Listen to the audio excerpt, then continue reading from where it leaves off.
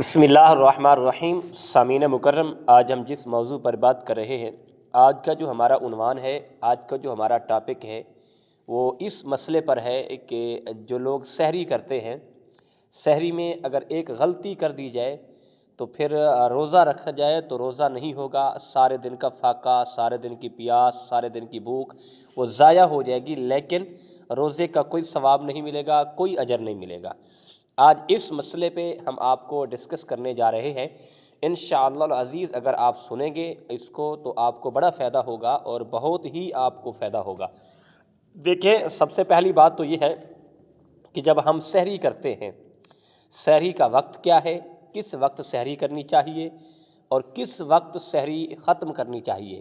یہ ساری باتیں آپ کو آج آگاہ کرنے جا رہے ہیں۔ تو دیکھیں، سب سے پہلی بات ہے، سحری آپ اگر عشاء کے بعد کھانا کھا کے سوتے ہیں، مثال کے طور پر آپ کہتے ہیں کہ ہمیں سحری کے وقت بھوک بھی نہیں لگتی، تو اس میں یہ حرج نہیں ہے کہ اگر آپ نے صبح روزہ کو نیت لیا، اسی وقت پانی پی کے روزہ نیت لیا تو روزہ آپ کا ہو جائے گا۔ لیکن اس میں ایک خاص خیال رکھنا کہ جب ہم سحری کے وقت اٹھتے ہیں، یعنی 3 بجے اٹھتے ہیں یا 4 بجے اٹھ کر یا سحری سے وقت ختم ہونے سے پہلے پہلے ہم سحری کرتے ہیں، اور لیکن اس میں ایک بات کا خاص خیال رکھیں، جو 90% لوگ یہ غلطی کر جاتے ہیں اور پھر کہتے ہیں کہ ہمارا تو روزہ ہے لیکن ان کا روزہ نہیں ہوتا۔ لیکن وہ غلطی یہ ہے کہ جو سحری کا وقت ہے، جب سحری کا وقت ختم ہوتا ہے تو اس وقت ہمیں سحری کھانا بند کرنی چاہیے، نہ ہی پھر ہم جب وقت ختم ہو جائے نہ ہی کھانا کھانا چاہیے، نہ ہی پانی پینا چاہیے، نہ ہی چائے وغیرہ پینی چاہیے، کیونکہ سحری کا وقت ختم ہو گیا ہے۔ اور بعض اوقات لوگ کہتے ہیں کہ اگر کھانا کھا رہے ہیں اور برتن میں کھانا پڑا ہے تو وہاں ٹائم ختم ہوا ہے، اذان ہو رہی ہے، تو آپ اذان کے دوران بھی کھانا کھا سکتے ہیں۔ اس میں یہ دیکھیں، خاص خیال رکھیں، سحری کے وقت میں اور اذان کے وقت میں فرق ہے۔ یعنی جو سحری کا وقت ہے، جب سحری کا وقت ختم ہو جائے تو آگے نماز فجر کا وقت شروع ہوتا ہے، تو پھر اذان ہوتی ہے، اور سحری کا جب وقت ختم ہو جائے تو آپ کھانے کو بند کر دیں اور اسی وقت آپ دعا پڑھ کے اپنا روزہ نیت لیں۔ اور اگر آپ نے اذان کے دوران کھانا کھایا یا پانی پیا یا چائے وغیرہ پی تو یقیناً پھر آپ کا روزہ نہیں ہوگا، کیونکہ سحری میں اور اذان میں یہ فرق ہے، اس کو فرق ہی رکھیں۔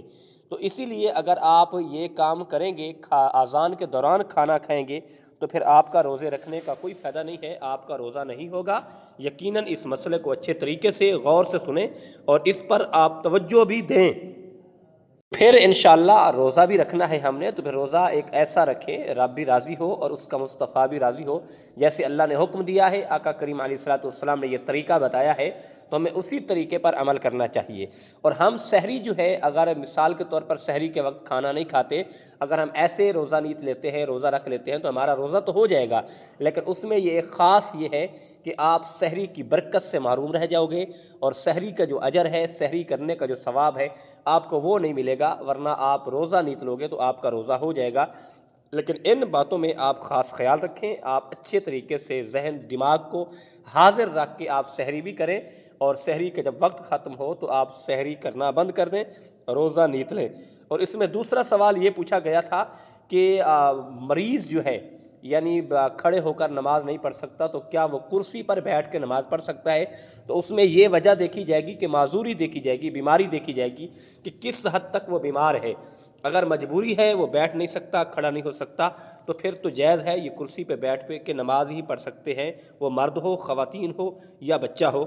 اگر جان بوجھ کر بیٹھ کر نماز پڑھنا شروع کر دیں، کرسی پر بیٹھ کر یا ویسے بیٹھ کر نماز پڑھنا شروع کریں، تو پھر نماز نہیں ہوگی، پھر اس نماز کو دوبارہ دہرانا پڑے گا، دوبارہ ہی پڑھنی پڑے گی۔ مجبوری کی صورت ہے، بیماری کی صورت ہے، یعنی فالج ہے یا ایسی بیماری ہے جس کی وجہ سے بندہ کھڑا نہیں ہو سکتا یا